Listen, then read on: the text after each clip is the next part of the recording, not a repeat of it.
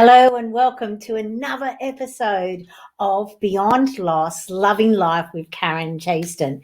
It is so great to be here, Monday Eastern Time in Australia at noon.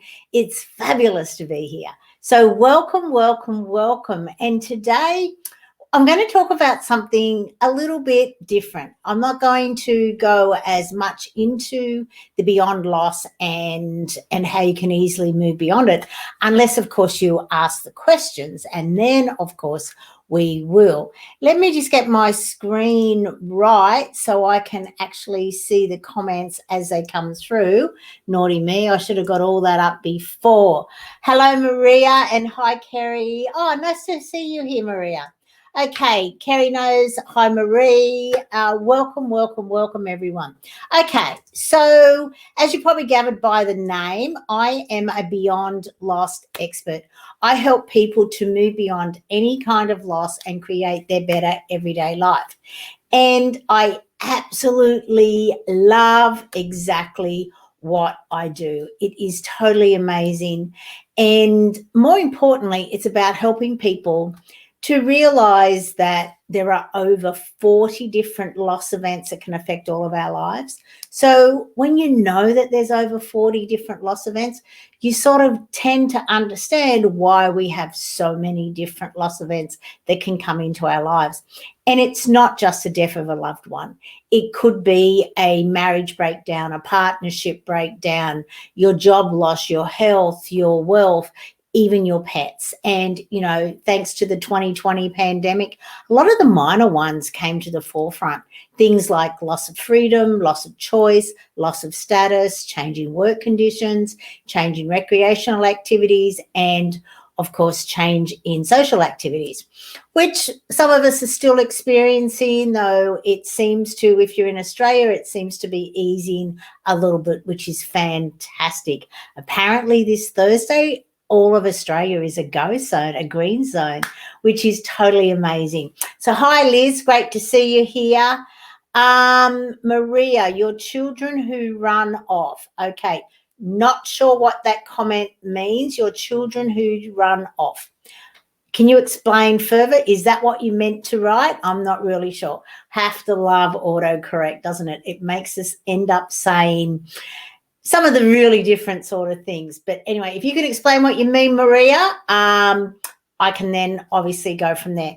So today I'm going to talk about something a little bit different. I'm going to share, you said loss, your children who have run off. Okay, Rose, yes, thank you. Okay, I'm with you. Yes, of course, your children not being part of your life is a huge loss event that, you know, most people do not want to and make bad choices. Yeah, and that is a part of life, and it is not that easy to work your way through. And that's why I do what I do, to assist people to know how to move beyond any kind of loss and create their better everyday life.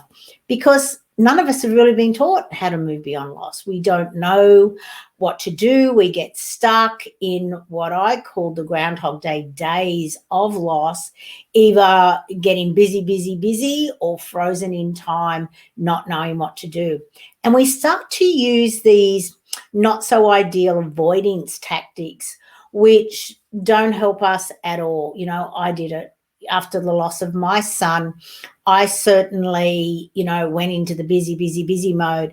At the time, I was a CFO of a publicly listed company, and I returned straight back to work the day after his funeral, eating more, drinking more, and working even harder, which was quite ridiculous because I was already working 6 days a week long before Dan had departed from our beautiful universe, realm that we are in at the moment. But today I'm going to talk about actually me bringing my two loves together, and it's really, really exciting. So as I said, I was a CFO of a publicly listed company, so I understood profits. I understood how a company could make more money. I thought I understood people, but I didn't. And I didn't even realize until after, when I started to come into what I do now. that I didn't really didn't understand people. I could never really understand why they couldn't be just like me. Why can't they just come to work and do their job and then go home?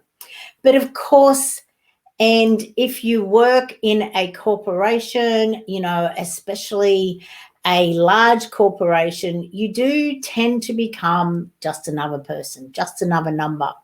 And they do expect you to be a little bit one-dimensional. Just leave all your problems at the door, just come in, do your work, just do your tasks for the day and then go home. Don't bring your home life to work and your problems from there and all that sort of stuff. So now I realize just how unrealistic all of that can be. And it's not good.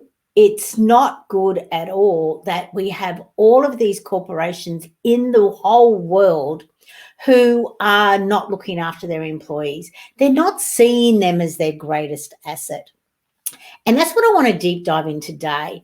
So let me know, if you work for a company, if you're a manager of a company, how you treat your employees or how you have been treated, because that's what I'm going to talk about today. So I'm going to start off by saying that Gallup have done surveys, yearly surveys for a very long time, but since the early 2000s up until now, there have been on average a survey that show that only 30% of all employees are engaged. So that's 30%. That's not very many people in a workplace that are engaged. And they went even further to say that the other 70% have, of that 70%, 40% of them are actively disengaged.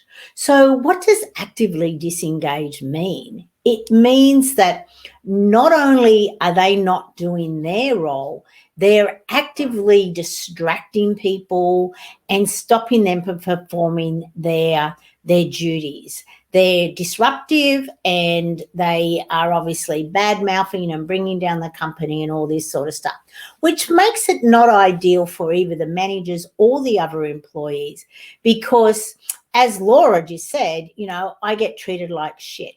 So, Laura, can you sort of expand on that a little bit? When, and because that's quite a broad statement, can you actually become a little bit more specific on how they treat you that way? What are the things they do? Do they recognize the input that you give?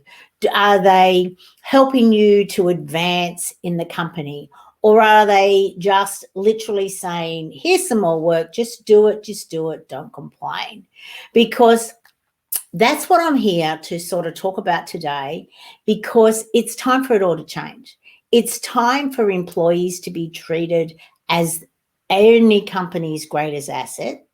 It's time for the employees to know that when they go to work, they can trust their employees. They can trust their fellow colleagues. They can trust that the management is telling the truth, that they know that people have their back. They know that if they come up with an amazing idea that can enhance productivity or, a different revenue stream or whatever, that they will actually be treated and rewarded for what they bring to the workplace. Just step back and just sort of think about it. If you were valued at work and not treated like as Laura is being treated, what would how different would it be? How different would you be not only in the morning, like getting ready to go to work? How excited would you be if you know that you were about to have an amazing day, that you were going to be treated properly, that your work was going to be appreciated and valued and respected? Okay, Kim, I never really feel part of the team, and it seems like there is a clique group who get what they want. And that's quite interesting, Kim. And look, I have seen that happen in many times. Hi, April, nice to see you here. So, Kim, can we expand on that and explore that? What is it the difference between the click team and everyone else? Is it just that the management like them better? Is it the way that they come to work? Is it the things they do? Are they rewarded? Bullying investigated. I have even had bullying investigated. So, Kim, can you expand on that? So, are you being investigated for being a bully, or are you having other people investigated for their bullying of you? Because it's time for us to deep dive into this, and that's what I want to talk to you about today, because I did a 20-minute presentation recently, and it's called, my program is called the People Profits Connection.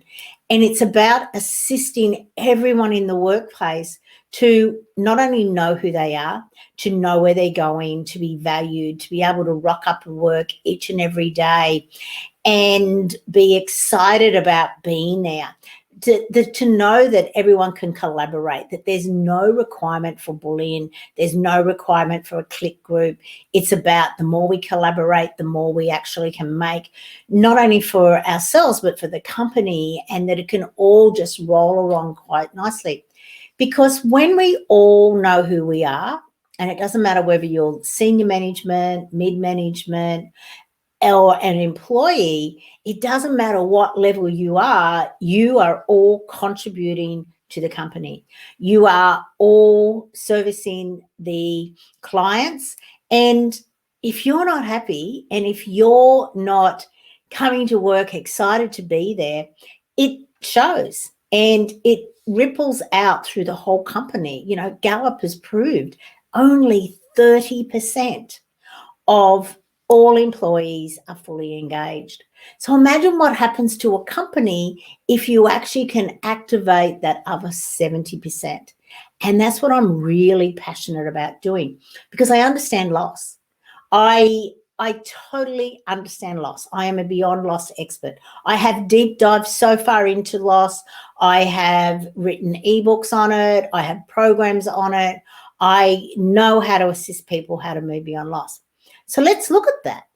I had said earlier, there were over 40 different loss events that can affect all of our lives. So that means that every single person, because we haven't been taught how to move beyond loss, is carrying some stuff within them that isn't assisting them to live and love each and every day. We avoid our losses. We don't want to talk about them. We don't want to think about them. We just literally just roll through life, pushing things aside, pushing our emotions aside. And it's not good for us. You know, that's where disease comes from. That's where we're carrying around all this baggage, which is just weighing us down and weighing us down and weighing us down, to the point that we just think, well, this is what life's about. But it doesn't have to be that assumption.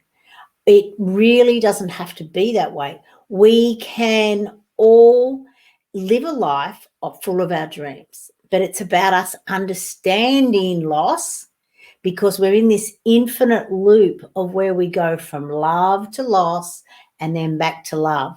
Now, most of us know how to do love. Like, when we are in love with life, how amazing is life?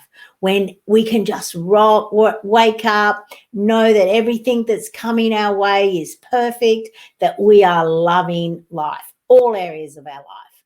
And in the Chaston Center model, there are 12 areas of life under 4 pillars, where we deep dive into them and we understand all about you, all about your relationships, all about your expertise, and all about your wealth creation, so that we can ensure that you love life. So when you know how to love life, all of a sudden we travel a little bit further down our life road, and then loss comes to us in any of its forms. And because we don't know how to move beyond it, it takes us down. It can affect all of our areas of our life. They sort of all come out of balance because we don't know how to move beyond what is happening in our life. So we take this to work with us, and we don't understand why people don't understand us. Like, they know this is going in my life. Well, why aren't they just being a little bit kinder or a little bit nicer? Why is it that they are mistreating me all the time? Why is it that they expect me to just pick myself up and move on? Don't they understand how I am suffering? And that's the thing. People don't, because they haven't experienced what you've experienced. And until you experience something, you really can't tell people what it's like. You know, for the mothers out there or the fathers out there, until you have your own child, you really don't understand how there is this instant bond, how there is this instant love, how all of a sudden you have someone in your life who you have unconditional love for, that you would do anything for, that you would literally put yourself in front of any danger just to save your child. And it's really hard to explain that to anyone who hasn't experienced becoming a parent. So that's what it's like with loss. You know, a death of, just say a death of a loved one, any loved one. It could be your parents, your grandparents, your children, your friend, your colleague. Until someone else has experienced it, it's really, it's very difficult to explain to them what you're going through. And because they know that that may happen to them, especially a grandparent or a parent or even a sibling, it's like, I don't want to think about it. I'm going to push it over here. I'm going to push it out of the way, because the more I push it out of the way, the more it's not going to come. It's like it's a virus that's going to affect me. If I acknowledge your loss, then I might get catching on to me, which is a bit ridiculous. So, Kerry, I was mistreated at times. I ended up being sick and not wanting to go to work. And that's exactly right, Kerry. And thank you for making that comment. When you are being mistreated, it does start to affect every single cell in your body, because you continually think about it. You continually feel into the emotions. And emotions are energy in motion. And they're our friend. And I know that's a really not easy comment for people to actually take on board, but it's a reality. Our emotions are our friends. They're energy in motion. So let me spend a few moments on this. But before I do, I'm just going to have a water, because I've been talking, as you can see, for about 18 minutes. Okay. Thank you. Thank you. Kim, I'll read your comment in a sec. So so emotions are energy in motion. Our unconscious mind remembers every single millisecond of our life. So it remembers every single interaction that we have had with whoever has come into our life path.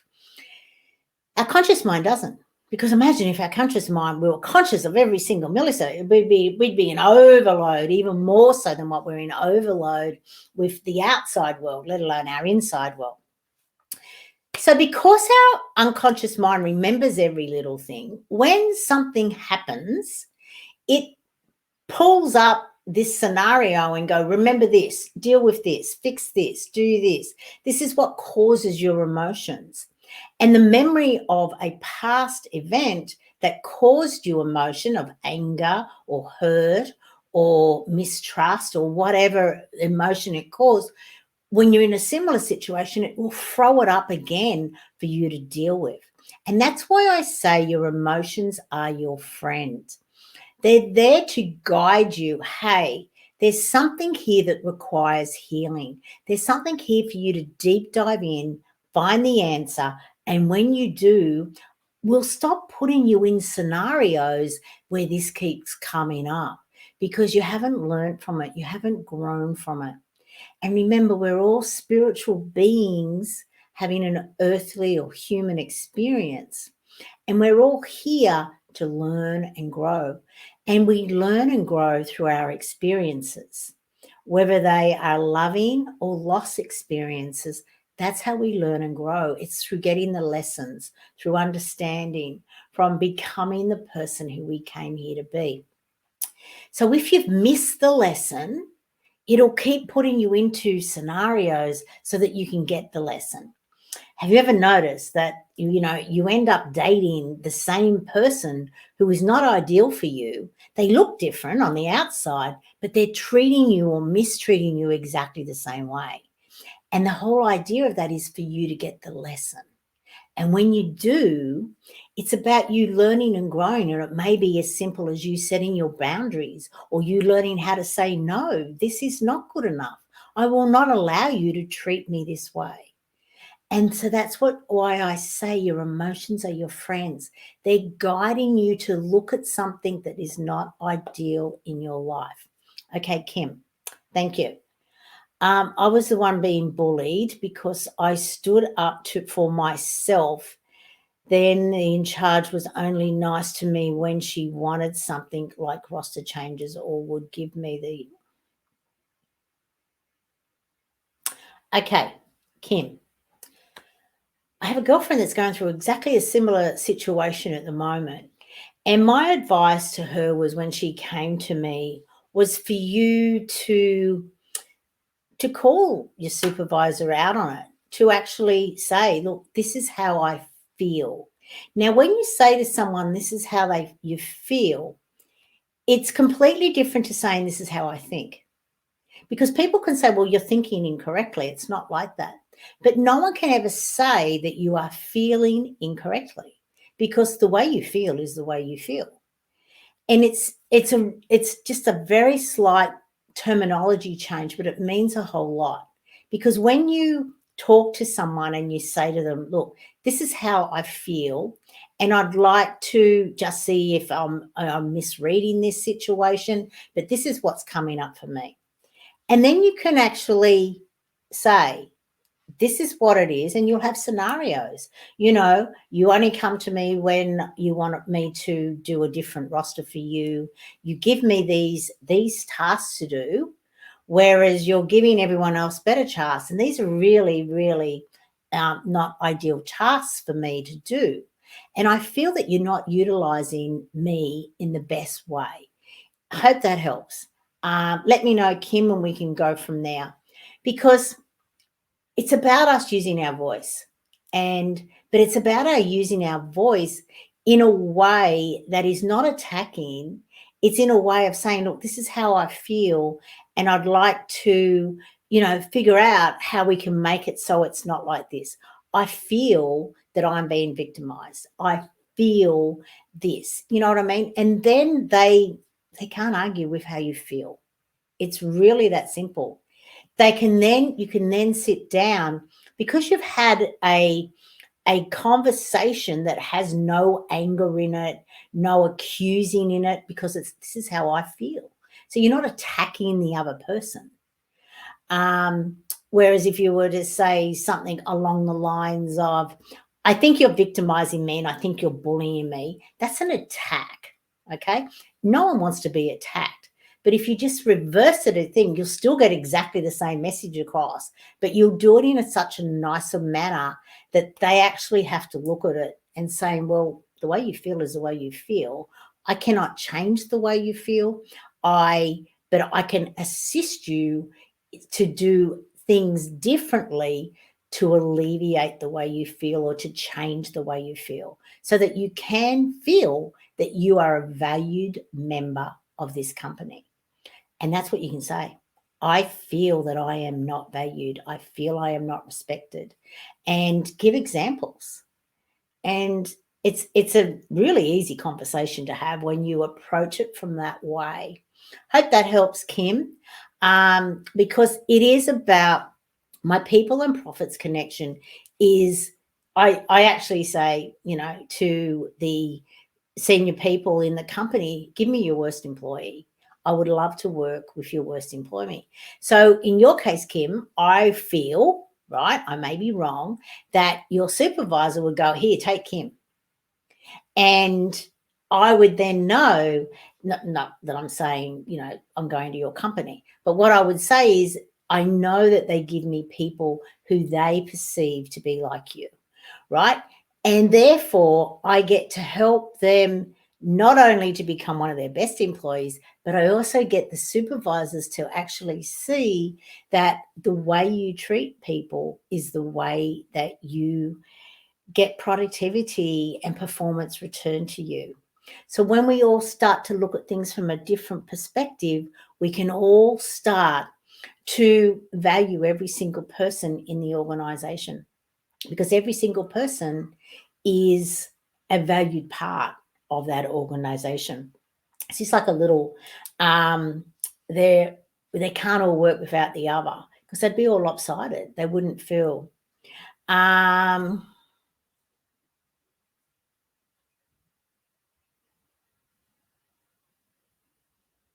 just reading Kim's second part. I did it. I went to mediation.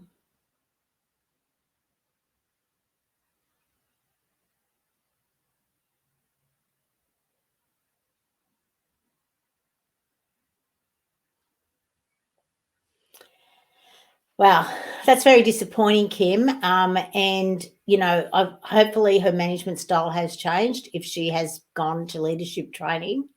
But yeah, if you want to have a conversation with me, just PM me or email me. I'll type my email in here for any time. I'd love people to email me, because not being happy in the workplace is a huge loss event, because we spend so much time in the workplace. There's my email address for anyone. Because we spend so much time in the workplace that it's really important for us to love going to work. Because when we love going to work, not only do we excel at work, but the whole company thrives, because having all of your employees just love being there. Workplace just is so amazing when everyone just knows that they're all important, that they make a huge difference. So yeah, reach out, Kim. I'd love to have a conversation. I'd love to obviously, go into it. Are you still at that workplace, or even assist you to be able to go somewhere where you are appreciated? Because at the end of the day, that's what it's about. So many times we think that we're locked into where we are, and we wonder why, we have to be there. And if you have, a really negative emotional attachment to your workplace, it's not ideal. It's not ideal. It's going to make you sick. Cancer starts from, a cell not being happy. It really is that simple. And the last thing you want is for your cells in your body to be continually attacked through your negative thoughts and all that sort of. Yeah. Okay. But if you need help, Kim, just as I said, reach out. I'd love to be able to help you in any way. That's what I love to do, and that's why the People and Profits connection is so important, and that's why I love what I'm doing. So what I'm going to do now, and it's not for now, it's for another time, because then we'll go and talk about something else for the next half hour, is I'd really love to share anytime. Reach out and have a look at my 20-minute presentation that I did at the authors showcase, which was in Sydney on the 13th of April at the New South Wales State Library. I've just shared it with you. Not now. Stay here. We've still got another half hour to go. Right. So 40 different loss events that can affect all of our lives. So let's have a look at some of them now, because it's really important for us to actually realize that with so many different grief loss events that can affect our lives, it's important for us to know what they are. It's important for us to realize, first of all, that it is a loss event. It's a grief causing situation, because sometimes things happen in our life, and you could grab any of them. And when we talk to our friends or colleagues or family about it, they don't understand that, you may be in grief over it. They don't understand why you are feeling the way they are. They haven't experienced what you're feeling. So sometimes they give you the not so ideal advice, and that causes you to isolate or suffer in silence. And that's not what we want. We want people to go, do you know what? This is a grief situation. I could follow Karen's. Okay, thanks, Kerry. See you later.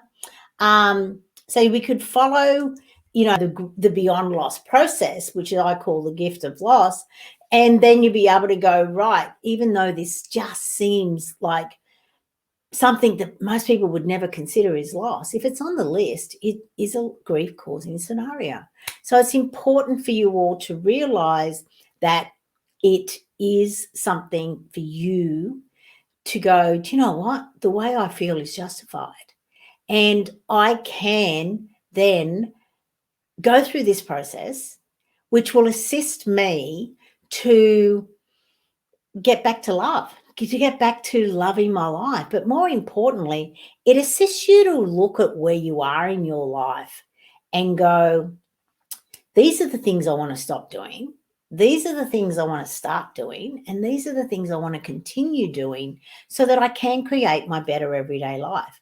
If you look back at the pandemic from 2020, yeah, exactly, Katie. Most people do have a lot on that list. And let me share it again.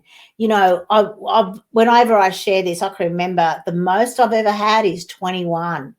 And the lady said, I'm 40 years old and I've had 21 of those loss events in my life. And it's important for us to know that because we haven't been trained on how to move beyond loss, more than likely we've shoved the emotions down and we've followed the age-old advice. Oh, just keep busy, give it time, everything will be all right. But we start to do these avoidance tactics, which are not so ideal, just so we don't have to feel. We don't have to feel the pain of what we have lost. And, before we know it, we're drinking every day, we're over shopping, we're overworking, we're, there on a Netflix trilogy for days and days and days. And we wonder what is going on in our life, or actually we wonder why we're not achieving all of our dreams and hopes and our aspirations. It's because we haven't processed and completed the loss event that has happened in our life. So it's really important for us to understand that when we can go back, and it doesn't matter when it is, even for something that happened in your childhood, we can still heal it now at whatever age you are. And the funny thing about it, that when you do heal it, you just feel lighter. You feel taller. You just feel, oh my God, if I had healed that earlier, I wouldn't have made these not so ideal choices along the way. And it's important for us to know that our choices all come back to the events that have happened in our life. And it's also really important for us to know that whatever choice we've made in our life, with the information that we knew at that time, we made the right choice. Okay? And that's a concept that I'd really like for you to embrace, because it's important for you to understand that your choices are always right. Now, if you had the more information that you now have back then, of course you would have made a different choice, because you would have gone, oh, wow, well, with this extra information, there is no way I would have made that choice. But because we are looking back from a more informed perspective back at our life, sometimes we are really angry with ourselves, and we find it hard to forgive ourselves for that choice that we made. But it's important for you to remember, but you didn't have all the facts then. You didn't have all the facts back then. You have them now. And of course, you will make a different choice now, a more informed choice. So moving forward, you are coming from a a better perspective because you have all that information. So that's really important for you to not beat yourself up, because we're so good at beating ourselves up.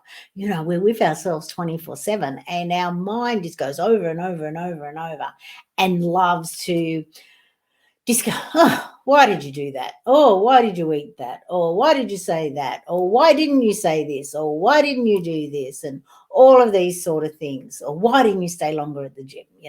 We all have been there. We've all done that.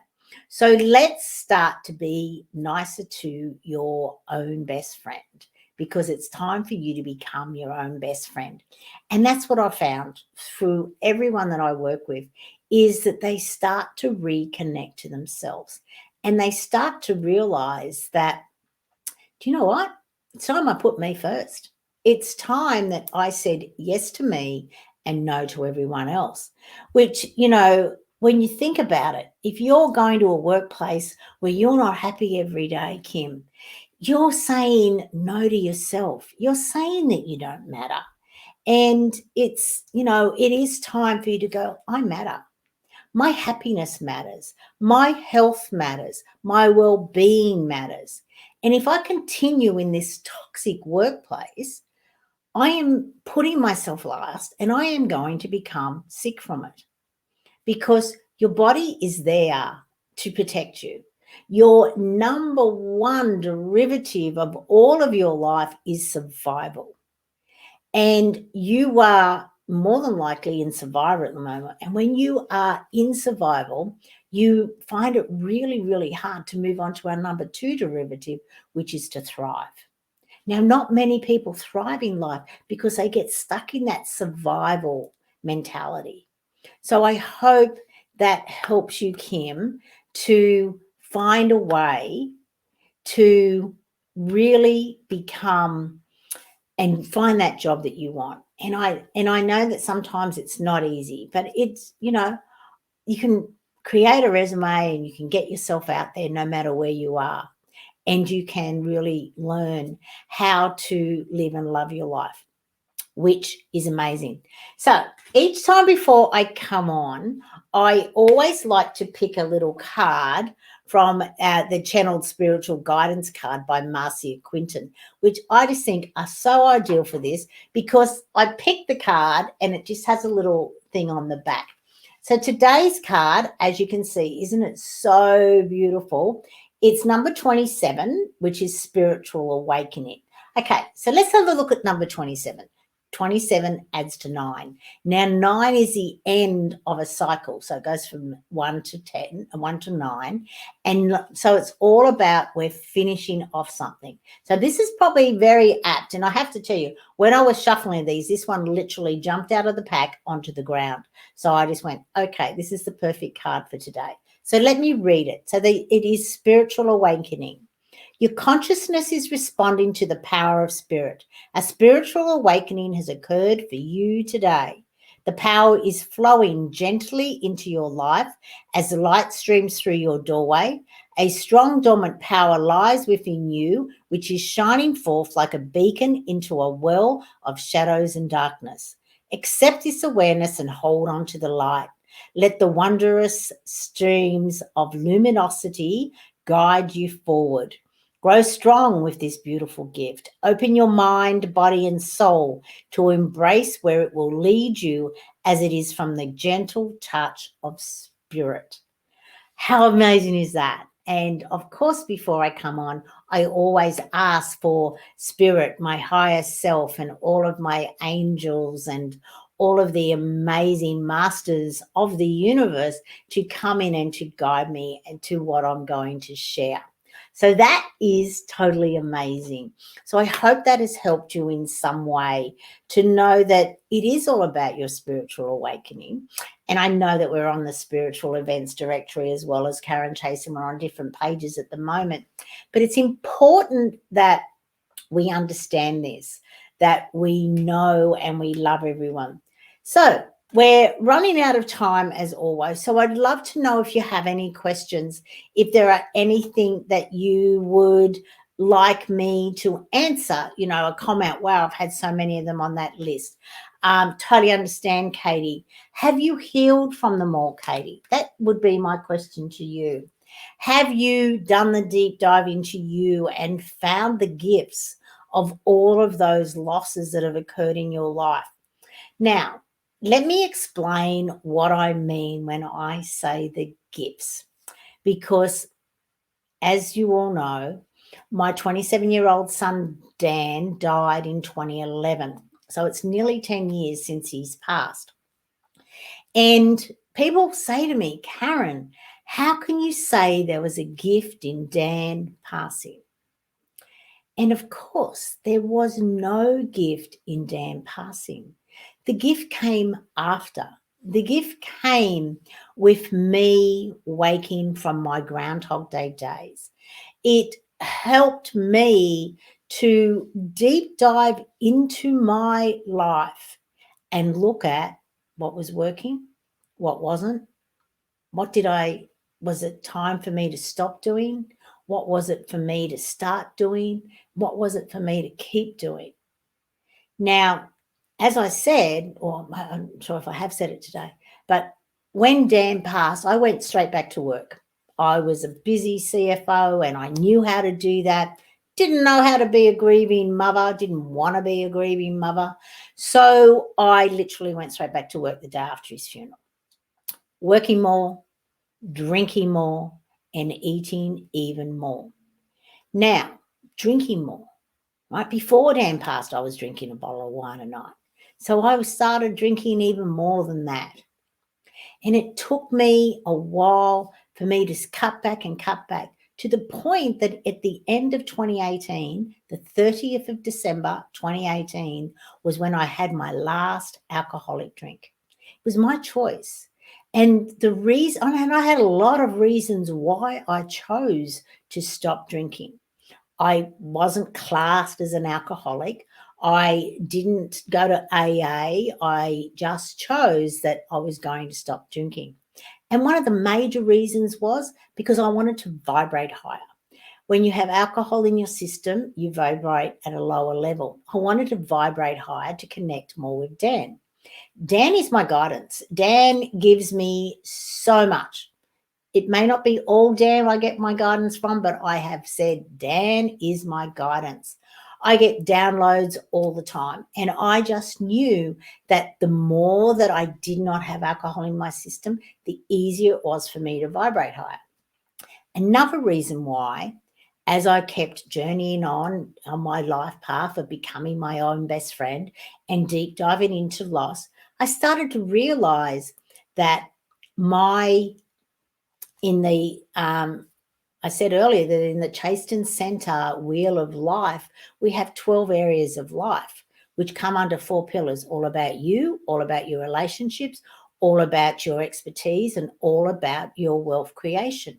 So when I deep dived into me, I wasn't looking after me as well as I could. But more importantly, some of my relationships were not ideal. And when we were drinking together, they got even more fractured. So I decided that I'd prefer to have amazing relationships with everyone in my life than I needed to have an alcohol in my life. So that was another reason why I chose to give up alcohol. And I have to say, all of my relationships have been enhanced because of that choice. Now, I'm not saying you should give up alcohol.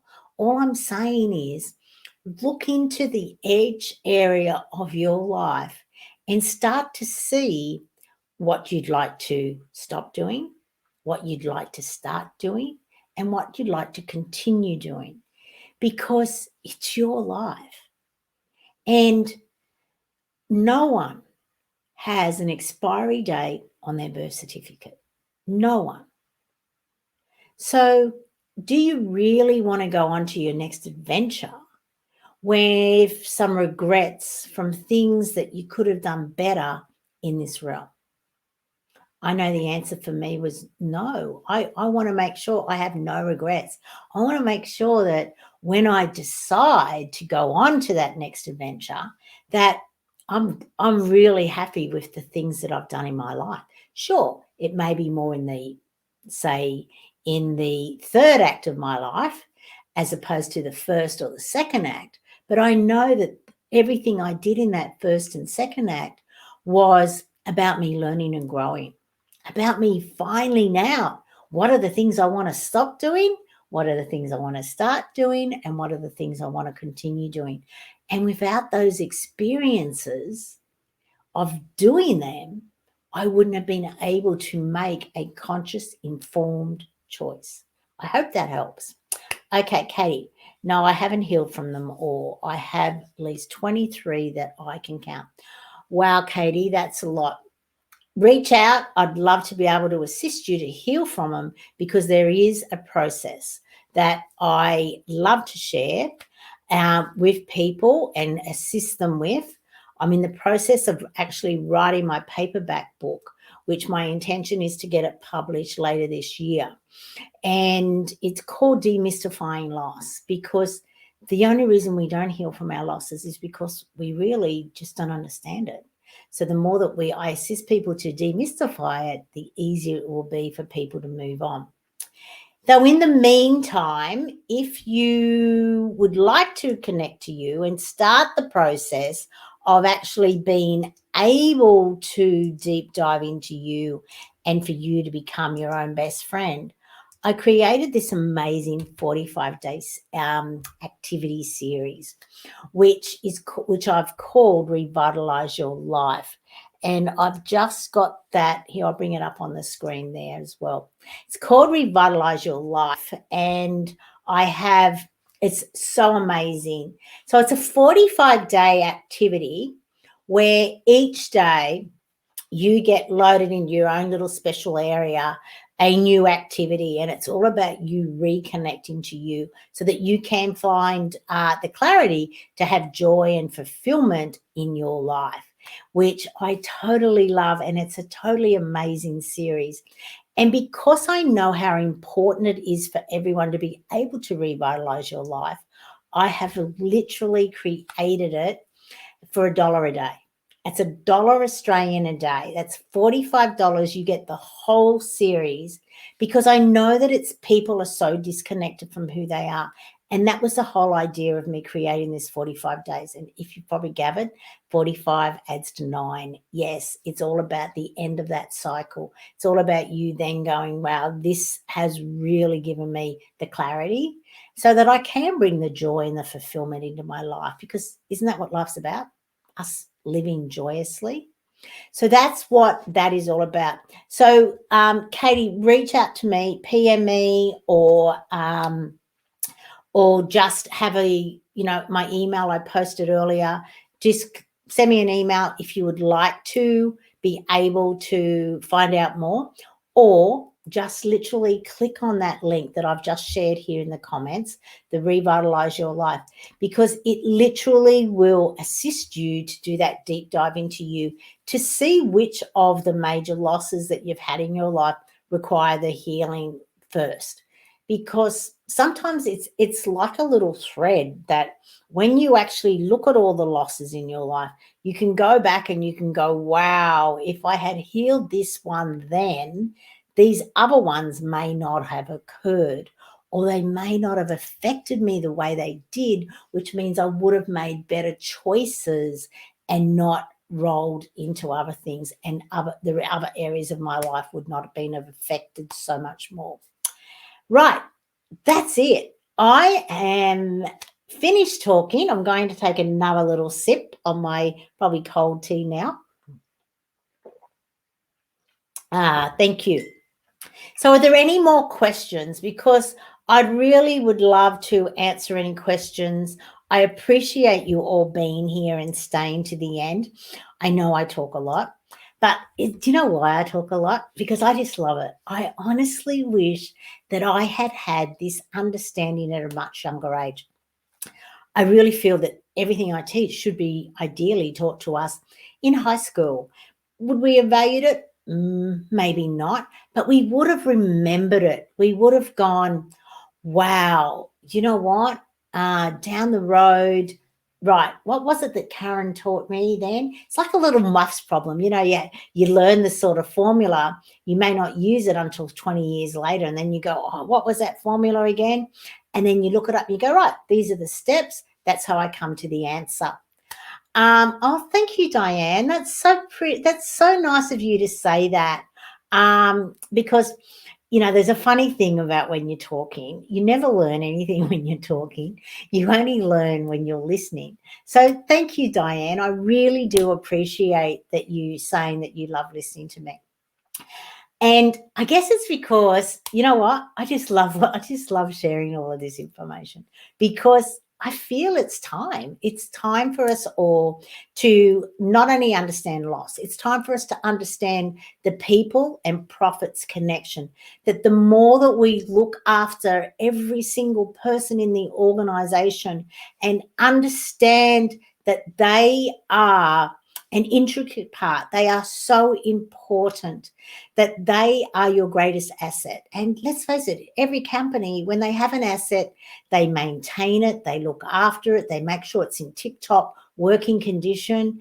And a lot of companies need to do that with their employees. And I wish that I understood it the way I did now when I was a CFO. I know that I would have been different. I would have treated my employees different.